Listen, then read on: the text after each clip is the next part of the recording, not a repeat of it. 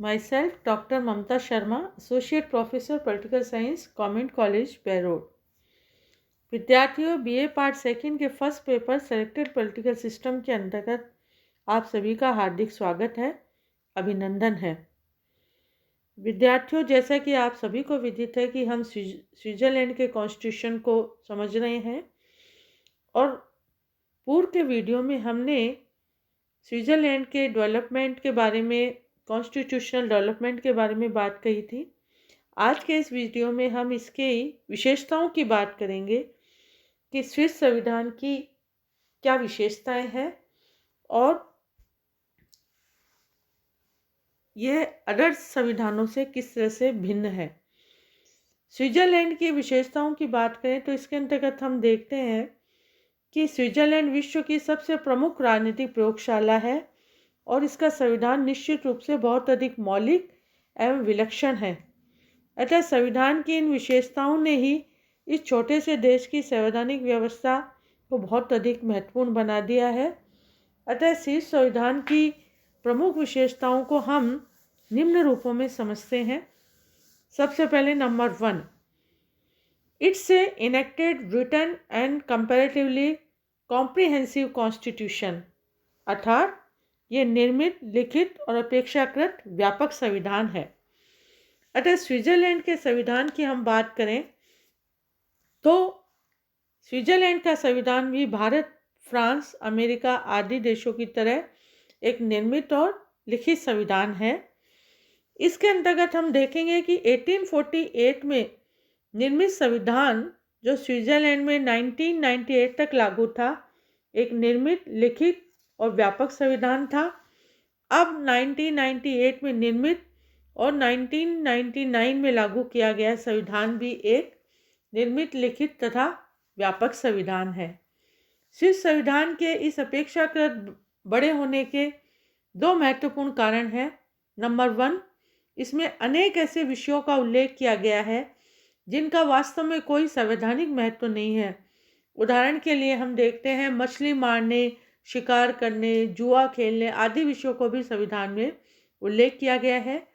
Secondly, इसके अंतर्गत हम देखते हैं कि इसमें संघीय सरकार के अधिकारों एवं संघीय व कैंटनों की सरकारों के बीच विधायी तथा प्रशासनिक अधिकार क्षेत्र के विभाजन का वर्णन अत्यधिक विस्तार से किया गया है। इस स्थिति को यह सोचकर अपनाया गया है कि स्विट्जरलैंड उन संवैधानिक विवादों से लगभग मुक्त रहे जिनके कारण संयुक्त राज्य अमेरिका में न्यायपालिका इतनी अधिक शक्तिशाली हो गई। सेकेंडली, हम इसके विशेषताओं की बात करें तो it's a rigid constitution. Rigidity की अगर हम बात करते हैं तो स्विस संविधान एक कठोर संविधान है, अर्थात कहने का मतलब ये है कि इसमें संशोधन करने के लिए सामान्य कानून के निर्माण की प्रक्रिया से भिन्न एक प्रक्रिया को अपनाया जाता है और संघात्मक शासन व्यवस्था को अपनाए जाने के कारण संविधान का कठोर होना भी आवश्यक था। और व्यवहार के अंतर्गत यद्यपि संशोधन की प्रक्रिया भारत की व्यवस्था से अधिक जटिल है, परंतु अमेरिका की तुलना में निश्चित रूप से कम कठोर है। थर्डली, इसके अंतर्गत हम देखते हैं ओल्डेस्ट रिपब्लिक। अगर स्विट्जरलैंड का गणराज्य विश्व का सबसे पुराना है और 1870 तक सान मेरिनो तथा हंसा टाउन जैसे दो कम महत्वपूर्ण राज्यों के अतिरिक्त स्विट्जरलैंड ही यूरोप का एकमात्र गणराज्य था। अतः यूरोप और एशिया के प्राय सभी देशों में जब स्वेच्छाचारी और निरंकुश राजाओं का शासन था, उस समय भी स्विट्जरलैंड के समस्त कैंटनों में लोकतंत्रात्मक गणराज्य स्थापित था और वहाँ की जनता को पर्याप्त अधिकार प्राप्त थे जिनके आधार पर शासन तथा शासनाधिकारियों पर पर्याप्त नियंत्रण रखती थी और वहाँ किसी भी समय राजतंत्र नहीं रहा। फोर्थली, हम बात करते हैं direct democracy and it's instruments, अर्थात प्रत्यक्ष लोकतंत्र और उनके साधन। स्विस संविधान के द्वारा लोकतंत्रात्मक शासन व्यवस्था को सर्वाधिक श्रेष्ठ रूप में अपनाया गया है। वर्तमान समय में विश्व के अन्य राज्यों में जब प्रत्यक्ष लोकतंत्रात्मक शासन व्यवस्था को अव्यावहारिक मानकर छोड़ दिया है, तब भी स्विट्जरलैंड में एक पूर्ण कैंटन और 4 अर्ध कैंटनों में प्रत्यक्ष लोकतंत्रात्मक शासन व्यवस्था विद्यमान है और इन कैंटनों में मतदाताओं की सभाओं को लेजिस्मिमाइज्ड द्वारा कानूनों का कार्य किया जाता है। इसके अतिरिक्त स्विट्जरलैंड में संघीय स्तर और कैंटनों के स्तर पर लोक निर्णय और आरंभिक की प्रत्यक्ष लोकतांत्रिक पद्धतियों का भी सफलता के साथ इसको अपनाया गया है। फिफ्थली, इसके अंतर्गत हम देखते हैं federal system of government. Federal system की अगर बात करें तो यद्यपि संविधान में स्विट्जरलैंड को एक राज्य मंडल कहा गया है, किंतु वास्तव में स्विट्जरलैंड एक राज्य मंडल न होकर फेडरेशन ही है, जिसे हम संघराज्य कहते हैं। और स्विस संविधान में संघात्मक शासन के सभी प्रमुख लक्षणों, जिसके अंतर्गत लिखित और कठोर संविधान द्वारा केंद्र और इकाइयों में शक्तियों का विभाजन, राज्यों में नागरिकता और संघीय व्यवस्था के द्वितीय सदन में भी सभी इकाइयों को समान प्रतिनिधित्व इसके अंतर्गत दिया गया है। 6, इसकी डेफिनेशन की अगर हम बात करें तो constitution based on the liberal philosophy. Liberal philosophy जो है वर्तमान समय में इंग्लैंड, अमेरिका आदि देशों के संविधानों में उदारवादी या व्यक्तिवादी दर्शन पर आधारित है, तो पूर्व सोवियत संघ या चाइना आदि देशों के संविधान समाजवादी दर्शन पर है।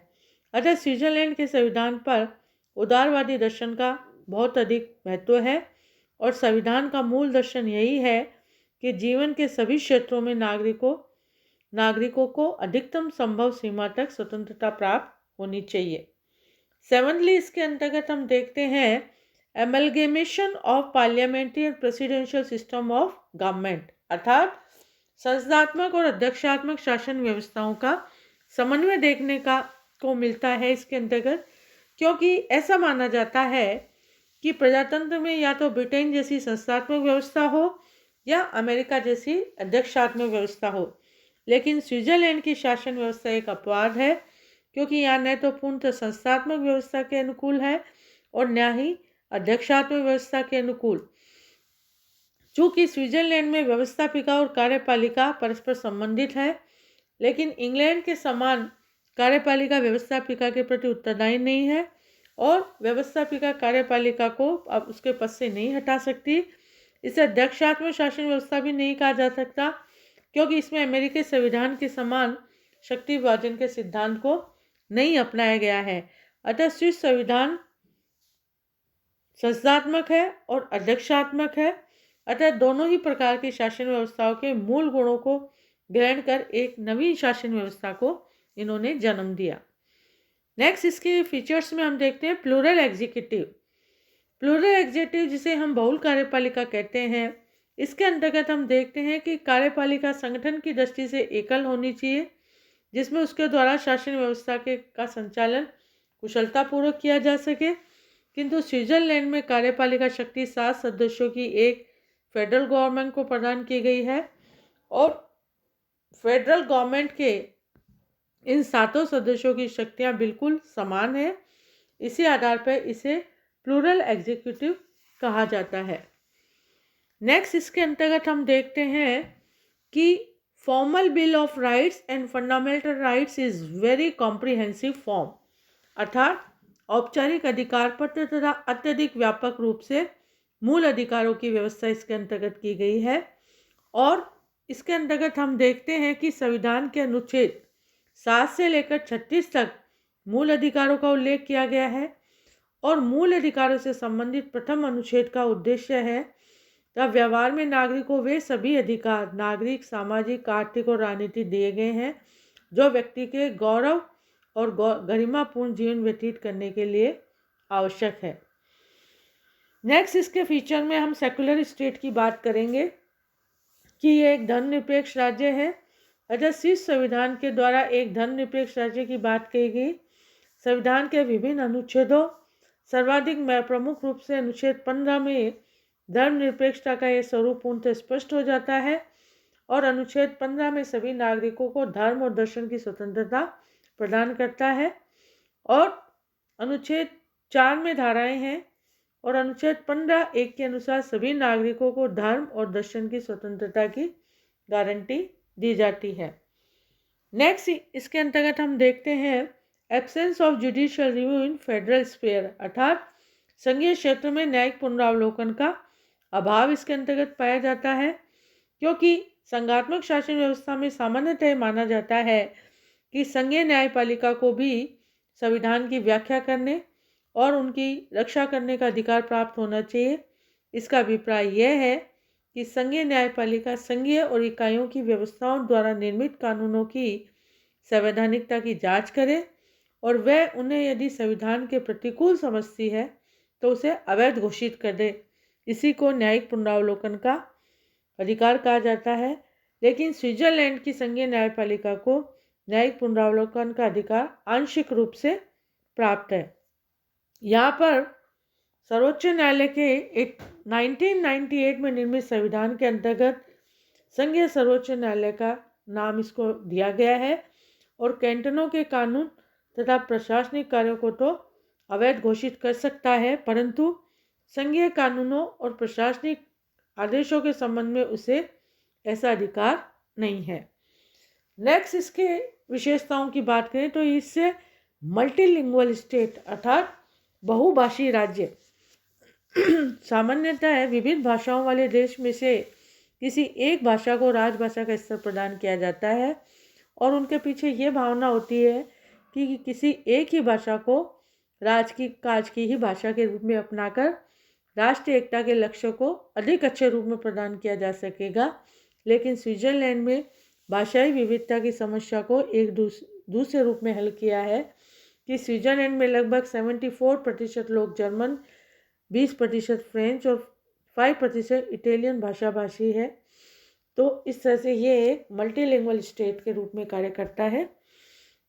लास्टली हम इसके अंतर्गत देखते हैं judiciary based on administrative law, अर्थात प्रशासनिक कानून पर आधारित न्यायपालिका।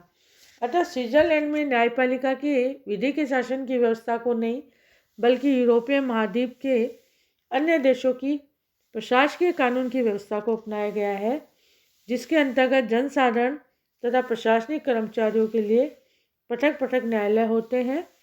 इस संबंध में डाइसी और अन्य ब्रिटिश लेखक प्रशासकीय कानून और न्याय व्यवस्था को नागरिक अधिकारों पर एक आघात समझते हैं, परंतु यदि न्यायाधीश निष्पक्ष हो तो इस प्रकार की न्याय व्यवस्था को दोष मुक्त रखा जा सकता है। वस्तुतः स्विट्जरलैंड उदारवादी आदर्शों और लोकतांत्रिक व्यवस्था का श्रेष्ठतम प्रतीक है। इस तरह से हमने आज के वीडियो के अंतर्गत स्विस संविधान की विशेषताओं को देखा और उनको समझा। नेक्स्ट वीडियो के अंतर्गत हम amendment procedure of the constitution को समझेंगे। Thank you.